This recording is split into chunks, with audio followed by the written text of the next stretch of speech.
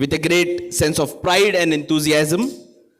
I, Sagar Anshur, from Center of Incubation and Business Acceleration, and along with me, I'm Gladys Nair from iCreate Ahmedabad and also a proud governing body of ISBA. And we both of them welcome you all to India's prestigious and the biggest gathering of startup incubators, ISBACON 2024. This particular ISBA, if you look at today's context of India's vision in promoting startups and entrepreneurial ecosystem, I think ISBA has a very important role to play. As previously the host was telling us about, growth, as in biology, requires networking.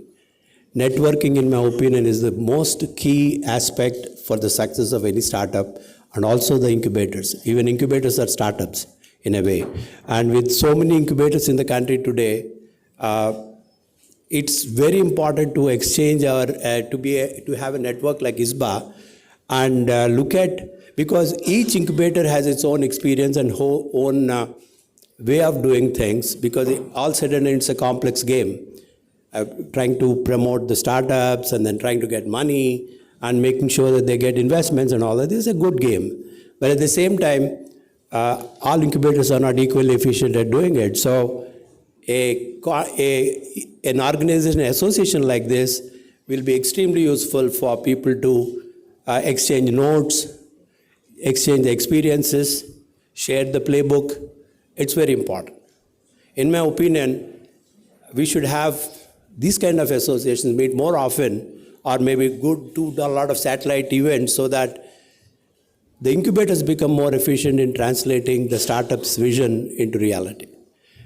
We also have a special occasion today, a special welcome to Professor Lee, President of the Asian Association of Business Incubators, and the delegates representing Asian countries with whom ISBA is proud to collaborate with ABI. We have about 18 to 20 delegates from different Asian countries who have been participating in this conference. Each incubation center, if you take that, they're supporting 20 startups on an average, right? 3,000 startups have been represented here. This is the power of this particular conference, and each of them with a mindset. You can see that few of them are very happy, but always all these incubation professionals, they are carrying something in their mind, what next? So I strongly believe that incubators are the extended arm of the nation, right? Whether it is the state government or the central government, we are the nation builders. We are contributing the smallest bit that we can do for the country. The incubation, not many people understand, is a very deep phenomena or a very deep mechanism or very deep institution which has to be nurtured, and especially our country should nurture. Countries who have grown or they have led or they have become prosperous, they have always focused on innovation. I hope this kind of conferences and networking platform will give a lot of opportunity for all the incubators and the startups to prosper. I don't know, many of you know what CDFT is. It's a Center for DNA Fingerprinting and Diagnostics. It's one of the premier research institutions under the BRIC Council in the DBT under the Ministry of Science and Technology. In addition to doing cutting-edge research, we also are one of the nodal organizations in the country to provide services on DNA fingerprinting and diagnostics, which puts us in a very unique place of combining technology, incubation, startups, and research to groom startups which have direct societal impact, be it therapeutics or diagnostics or even method development. Ladies and gentlemen, on this wonderful occasion, we are also going to officially release the GUESS India 2023 report. And for that, I would like to invite Mr. Puran Singh, who is the author of the GUESS India 2023 report, on stage.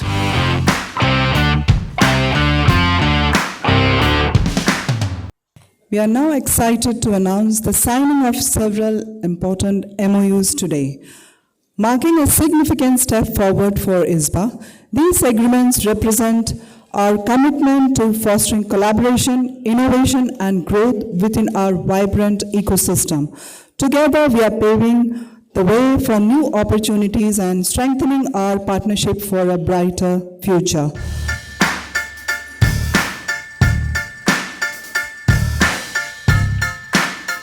As we celebrate a significant milestone, the 20th anniversary of ISBA, we reflect on the 2 decades of innovation, collaboration, and growth in the vibrant ecosystem.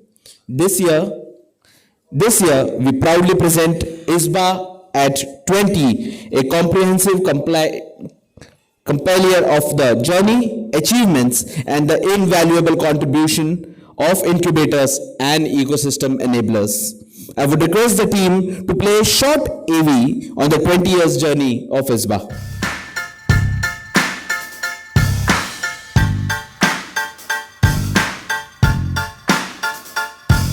We had keen interest in helping startups so that if we are talking of Viksit Bharat 2047, I think this is the time where we look at startups now, which become SME or MSME very soon. Otherwise, the dream of the country of Viksit Bharat is not possible. In that context, we were keen to be part of this organization and join hands with ISBA. In recognizing our incubator professionals and ecosystem enablers, we acknowledge the driving force that has propelled countless startups towards success. Your commitment, expertise, and passion have been instrumental in shaping the future of entrepreneurship in our region. Join us as we celebrate this remarkable journey, honor those who have contributed to our success. I would request our special guest, Dr. Vinay Mandakuri, Director, CCMB, to kindly felicitate Dr. Rao for this amazing accomplishment. Distinguished people amongst us who has been always the guiding. We are honored to have such an amazing people amongst us. Innovations are vital for our country's growth. Again, as a previous speaker said, this is very, very important for our country's growth as well. So I was told that India is the 3rd largest startup ecosystem. So after US and China, of course, our country is a home to some of the most innovative companies. So there, of course, there are several sectors, including education, agri-tech, and health tech, and everywhere. Now, if I really want to do something and I want to come up with, try my idea. As a student, I realized that I really don't want to do classical path of postdoc and want to test out something different, be an entrepreneur. There is a scope, there is a place, there is an opportunity, and also there is a way, very clearly defined way. It doesn't look that bad. You know what to do. You know where to get funding from. And you have people like Jitenderji and Pravinji and many others who are kind of guiding lights, and ISBA, all of you are guiding lights for those young people who are looking to figure out how to swim through this entrepreneurial startup system. Thank you all for being here in this auditorium to look forward for the great agenda that we have in front of us. Thank you one and all for this wonderful gathering. Thank you very much. At least 10% of my incubatees are successful as a venture. I get the best out of it. You can put a successful model. What is the success? What do you get for that benefit for them? Please keep in mind, you are the major pillar right now. You are the instrumental for this country, that you can create what can be done for the country through startup, through government, through society. A problem is there in a society.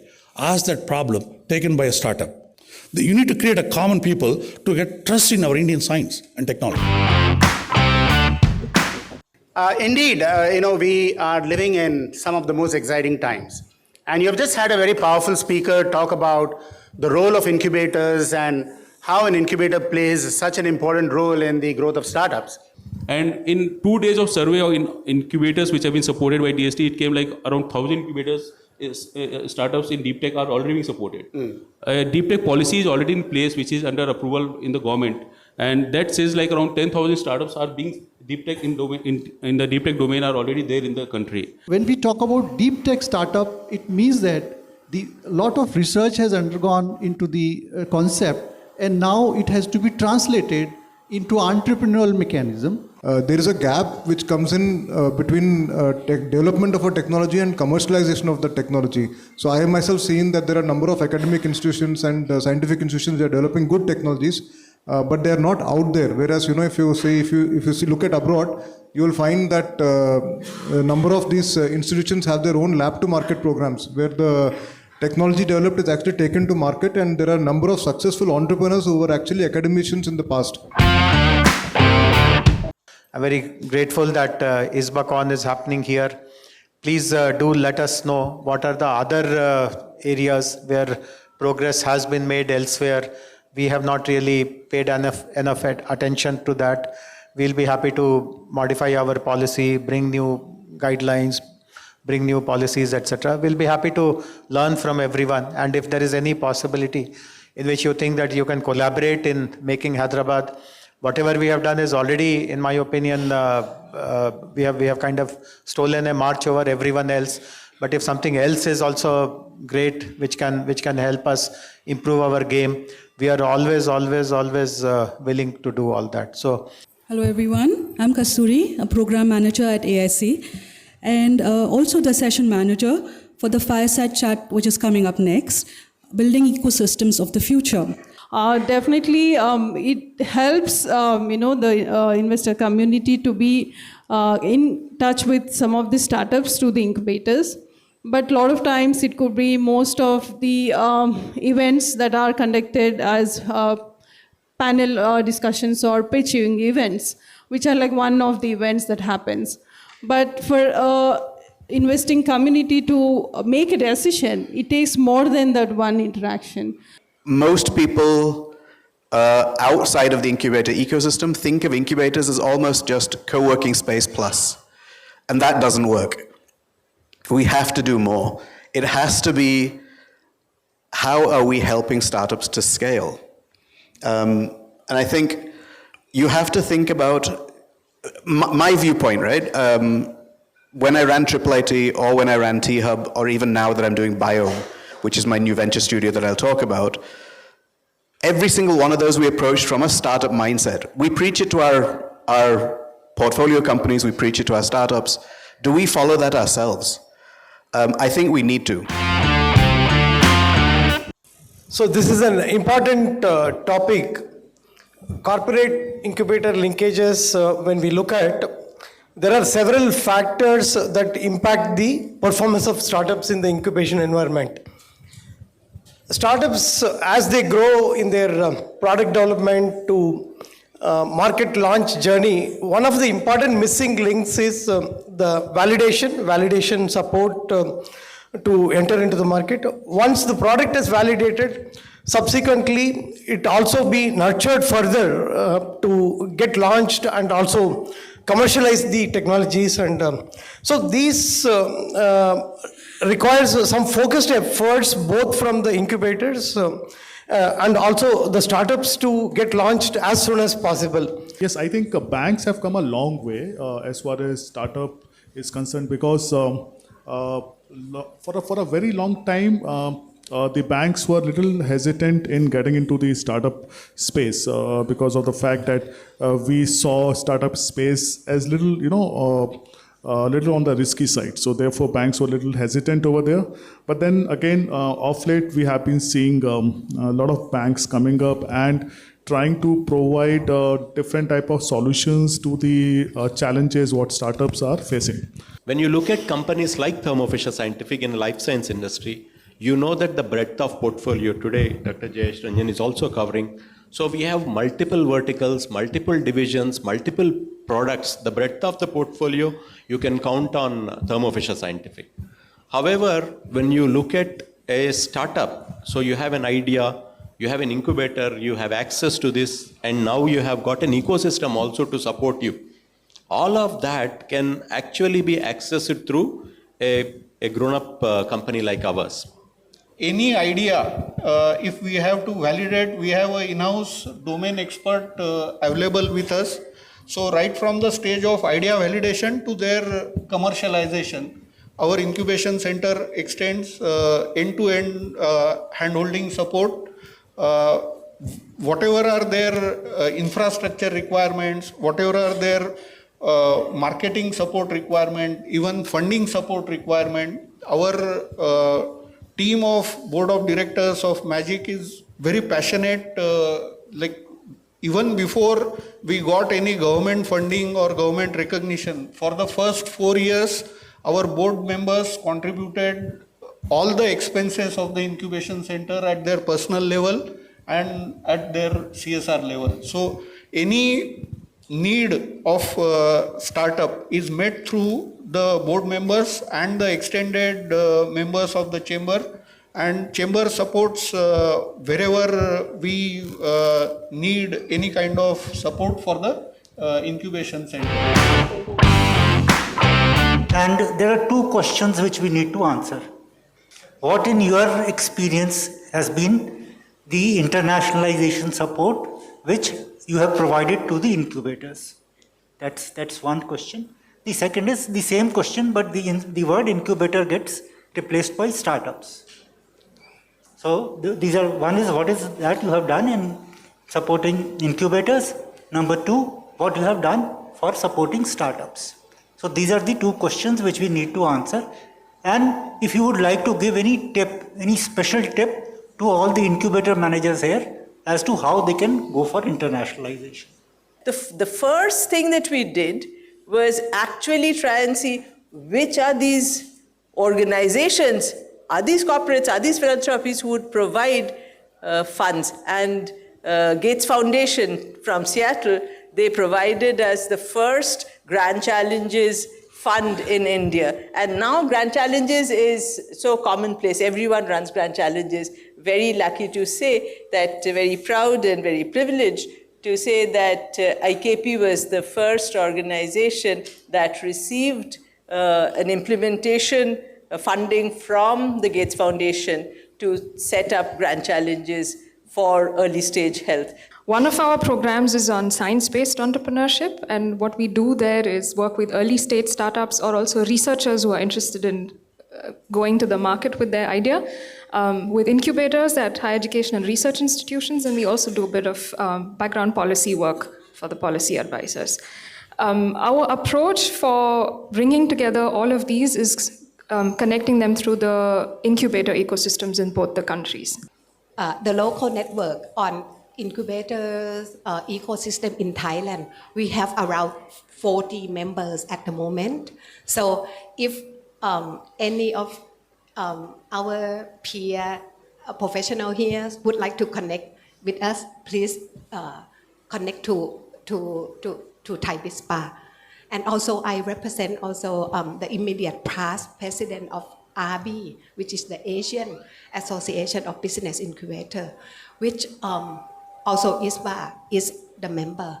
We have a number of catapults, in particular in very, very specific areas. And then we have a brilliant organisation called Innovate UK, which is as well as supporting startups in the UK in terms of their journey. A big focus on Innovate UK is also international collaboration. And we have another strong example of where Innovate UK work with India, and this one is actually with Hyderabad. For the international linkage, for the target, one is the BI, and the other one incubator, and the other one is the startups. I want to tell you some based on my true story, case study. Actually, I'm doing the director of the startup foundation in the Dongguk University in Seoul. So with that, I want to tell you several things. In a closed environment. For India to achieve the next level of growth, our students, our youth has to enterprise. I think that is something that we agree on. Now, we have to understand whether our students are thinking about entrepreneurship, whether they are engaging in entrepreneurship. And this is what we are trying to answer in this report. Certain youngsters getting felicitated, getting clapped on LinkedIn or Instagram, right? And that's a very powerful message for them. So So those kind of icons have always been there. Steve Jobs have always been there, so has been Bill Gates. What we got was people who were good performers, but not necessarily chasing after grades. They were ones who were trying to think differently, do different things, and were willing to take a bit of risk. I mean, coming to a campus which is not even ready, coming to a place which doesn't have a history of education meant that people came with that spirit. And I think that was one of the reasons we had such a good output in a short period of time. So I would add on to it that incubators, ISCs, funding schemes have encouraged, because our number of students which have come afterwards into the incubation and startup is increased.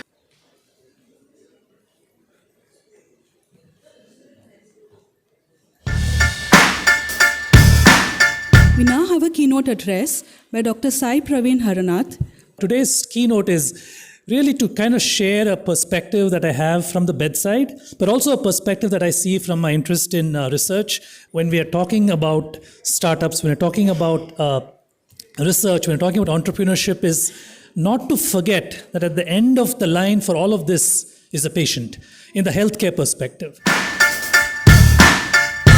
What I have seen that we used to think initially 5 to 10 infections, if you have essays for that, you are covering majority of diseases. My message to all of you, I always bring positivity, that always breakthrough never happens in metros. It also comes in other cities. What we are dealing with is whatever varieties through genetic engineering that we are developing, or through crossbreeding, or multiple other new breeding techniques, I would just name like in a single word, I would say. We are trying to disseminate those technologies through PPP. You can bring out some good and promising technologies, but breakthroughs are not going to happen every day. For breakthroughs won't happen in vacuum. You have to plan and you have to sustain them for long periods. To stay informed about the startup ecosystem, subscribe to My Startup TV.